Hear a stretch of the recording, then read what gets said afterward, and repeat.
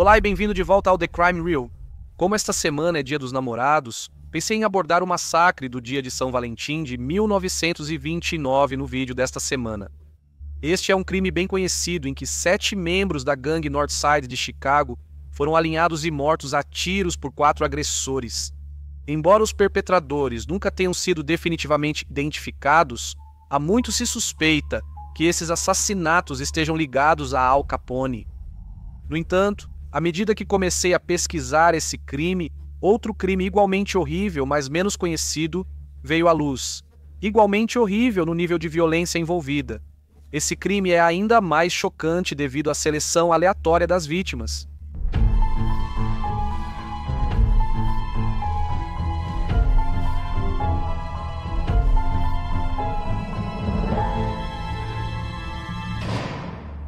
O massacre de Hollinsburg, em Indiana, ocorreu nas primeiras horas do Dia dos Namorados de 1977, no 48º aniversário do crime de Chicago. Embora não haja uma ligação direta entre os dois crimes, pode-se questionar se os famosos eventos de quase meio século antes influenciaram as mentes distorcidas dos perpetradores. Em uma área remota do norte do condado de Park, em Indiana, Betty Jane Spencer estava em casa com seu filho de 22 anos, Gregory, e 2 de seus enteados, Reeve, de 16 anos, e Ralph, de 14 anos. O marido de Betty, Keith, estava trabalhando em uma estação de televisão em Indianápolis, a cerca de 50 milhas de distância. Logo após a meia-noite, na manhã do dia 14 de fevereiro, 4 invasores armados forçaram a entrada na casa móvel de Betty. Eles ordenaram que Betty e seus filhos deitassem de bruços no chão da sala, com as mãos amarradas atrás das costas. Foi neste momento que Raymond Spencer, de 17 anos, voltou para casa do seu trabalho no restaurante Raccoon Lake. Ele desconhecia o que ocorria em sua residência. Quando ele entrou, também foi ordenado a deitar de bruços no chão. Os 5 membros da família permaneceram nessa posição, enquanto os 4 homens vasculhavam sua casa em busca de algo de valor. Um dos invasores era Roger Drollinger, de 23 anos. Mais cedo naquele dia, Roger havia se encontrado com seu advogado em um motel de Crawfordsville para discutir seu julgamento em andamento no condado de Montgomery por acusações relacionadas a drogas. Ele estava totalmente esperando ser enviado para a prisão no dia seguinte como resultado deste caso. Ele havia decidido que queria usar sua última noite de liberdade para fazer algo um pouco diferente. Roger era o mais velho e líder de facto do grupo. Os outros membros eram Daniel Stonebreaker, de 20 anos, Michael Wright, de 21 anos, e David Smith, que tinha 17 anos. Naquele dia, os 4 homens estavam andando na caminhonete de Roger quando ele disse a eles que queria parar em algum lugar para matar algumas pessoas sem motivo, apenas por diversão. Em um determinado momento, ele parou a caminhonete, saiu e atirou em um cachorro pastor alemão para mostrar a eles como era fácil matar uma pessoa. Ele tinha 3 espingardas e um revólver calibre 38 em sua caminhonete naquela época. Roger havia decidido usar sua última noite de liberdade para cometer um assassinato por emoção enquanto ainda tinha a oportunidade de fazê-lo. Ele não tinha motivo para fazer isso além de seu desejo de saber como era tirar a vida de uma pessoa. Os homens transferiram as armas para um carro que um deles havia alugado na semana anterior, então começaram a dirigir aleatoriamente procurando um lugar para cometer roubo e assassinato. Após aproximadamente 1 hora, eles chegaram à casa dos Spencer. Relativamente isolada, a casa vizinha mais próxima estava a 1/4 de milha de distância e com vários carros relativamente novos na entrada, Roger decidiu que este era o local perfeito. Ele então dirigiu o carro para uma estrada lateral e o grupo começou a se preparar para entrar na casa. Roger deu um par de luvas para cada um dos outros. Anteriormente, ele havia carregado e verificado as armas e no sábado antes dos assassinatos, cerrou o cano de cada espingarda. Roger começou a falar sobre matar os ocupantes do trailer e como revistar o local e subjugar as pessoas dentro. Ele continuou a sugerir que os 4 homens fizessem um pacto em que cada um deles estaria envolvido em atirar nos ocupantes e, se desistissem, eles próprios seriam baleados pelos outros participantes. David começou a amarrar um lenço em volta do rosto, mas Roger disse a ele que isso não era necessário. Ninguém iria ficar vivo para identificá-los. Enquanto esperavam fora da casa, viram Keith Spencer sair para trabalhar. Depois cortaram os fios de telefone e invadiram. Uma vez dentro, os 4 homens forçaram Beth e seus 4 filhos a deitarem lado a lado no chão da sala de estar. Roger e Michael, então, revistaram a casa em busca de dinheiro e armas, enquanto Daniel e David vigiavam a família. Roger então perguntou à família qual dos seus carros tinha mais gasolina, pegou as chaves e saiu. Ele moveu o carro deles e o que eles haviam chegado para o final da entrada de carros, de frente para a estrada. Ele então procedeu a furar os pneus dos veículos restantes. Roger retornou para a casa onde os outros aguardavam suas próximas instruções. Daniel, David e Michael estavam cada um segurando uma das espingardas e Roger estava carregando a pistola calibre 38. Os homens continuaram a provocar e ameaçar a família por até 1 hora antes de Roger dar o sinal e os outros 3 homens começarem a atirar em cada uma das vítimas na cabeça ou no corpo superior a curta distância. Gregory levantou a cabeça e gritou: "Não atire mais em mim!"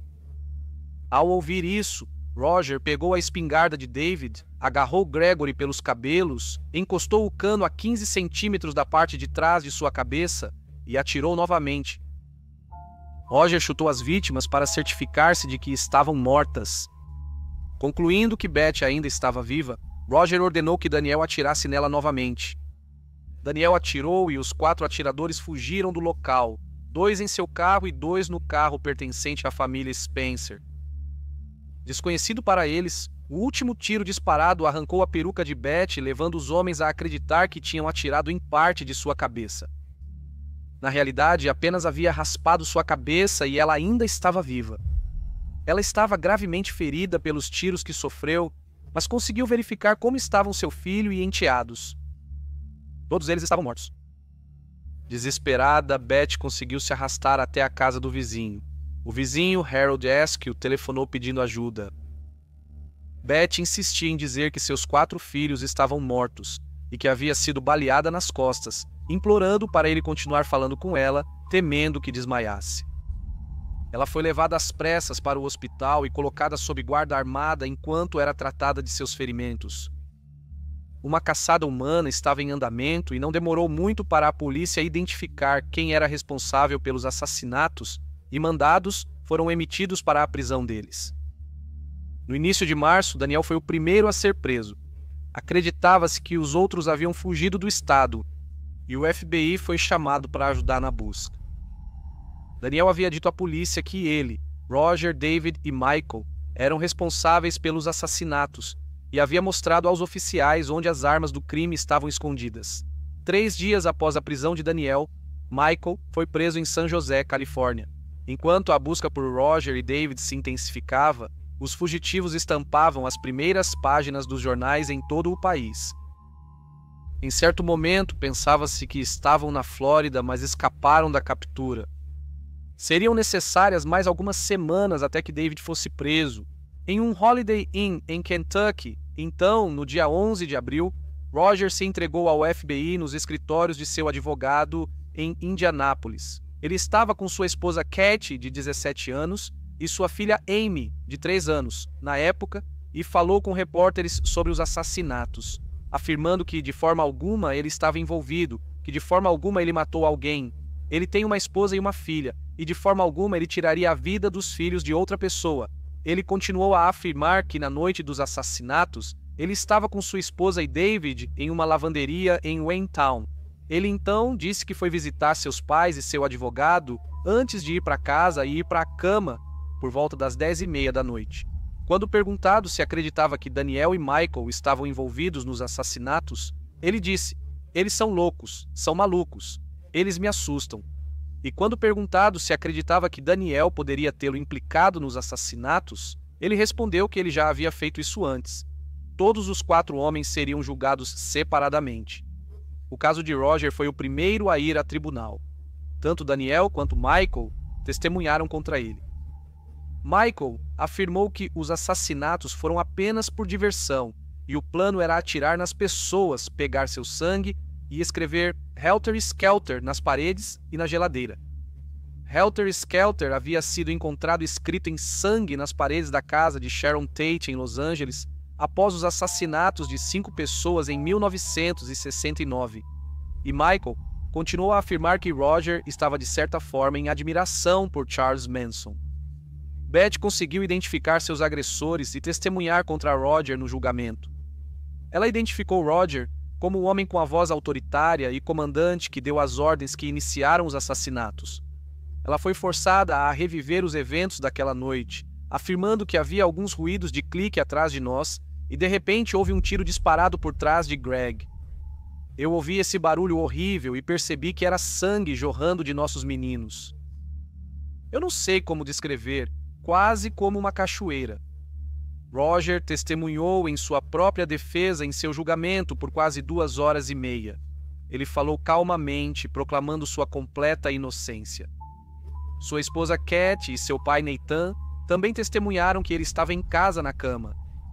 Na época dos assassinatos, o júri levou apenas 50 minutos para considerar Roger culpado em todas as acusações, e ele foi subsequentemente condenado a 4 penas de prisão perpétua, que seriam cumpridas simultaneamente. Ele recorreu sem sucesso de sua condenação em 1980 e tentou escapar da prisão em março de 1981 e janeiro de 1983. Ele permaneceu encarcerado na penitenciária de segurança máxima Wabash Valley até morrer em sua cela de prisão em janeiro de 2014.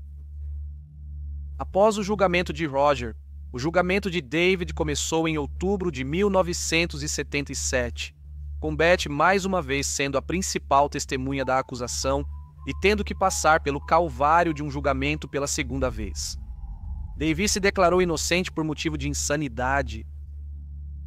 No julgamento, foi declarado como David idolatrava Roger e estava morando com ele diretamente antes dos assassinatos. Os advogados de David alegaram que ele estava sob o feitiço de Roger e acataria qualquer pedido dele. No entanto, o depoimento de vários psiquiatras não apoiou o argumento da defesa de que ele estava legalmente insano no momento dos assassinatos.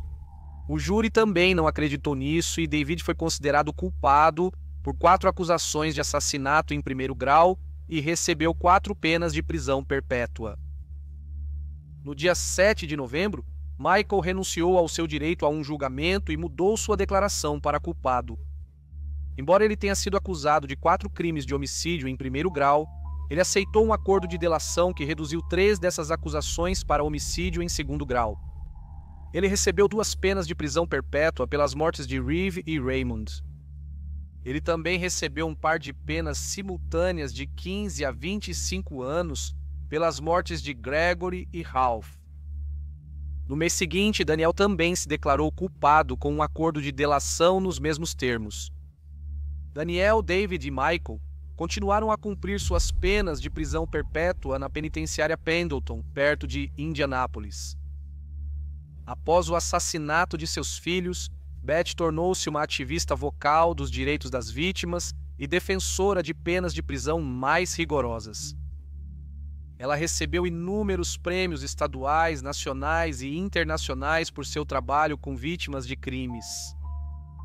Até sua morte em 2004, ela e a mãe biológica de seu enteado, Carolyn Spencer, fizeram campanha contra todas as oportunidades de liberdade condicional dadas aos membros da gangue. Obrigado por ouvir o caso de hoje. Se você é novo no canal, por favor, inscreva-se e clique no ícone do sino para todas as notificações. Ok, todos os meus pequenos criminosos, é hora de ver os animais de estimação dos inscritos. Hoje temos 2 pequenos crimes, de estados vizinhos à Indiana. Primeiro temos a Nancy de Michigan, e ela enviou seu poodle vermelho Winston. Nancy me conta que ele é culpado de indecência pública porque tenta se aproximar intimamente de Lizzie, sua irmã. Também vivem na casa de Nancy 3 gatos. Eles são Millie e Cass. E Phoebe. Eles viveram muito tempo ao ar livre e agora estão em prisão domiciliar na casa de Nancy, depois se mudando para Illinois, um lugar chamado Gurney, e Anna enviou seus cães por pequenos crimes. Honey é uma Staffordshire Terrier americana de 6 anos de idade e Jules é um Boston Terrier de 1 ano de idade. Eles são melhores amigos e costumam cometer seus crimes juntos. Embora Jules seja menor, ela é conhecida por roubar ossos e brinquedos de sua irmã mais velha, Honey. Ambos têm um longo histórico de liberar gases pungentes que às vezes deixam seus donos se sentindo doentes. Devido ao seu charme e habilidade de manipular o sistema de justiça com sua fofura, eles geralmente acabam se safando apenas com um aviso. Esse é o pequeno crime da semana. Obrigado novamente a Nancy e Ana por nos enviarem seus criminosos. Muito obrigado por ouvir o Crime Real. Cuide-se. Até logo. Mike McCarthy, que é filho de um policial de Indiana, escreveu um livro sobre este caso chamado Choking in Fear, uma memória sobre os assassinatos de Hollandsburg. Adeus.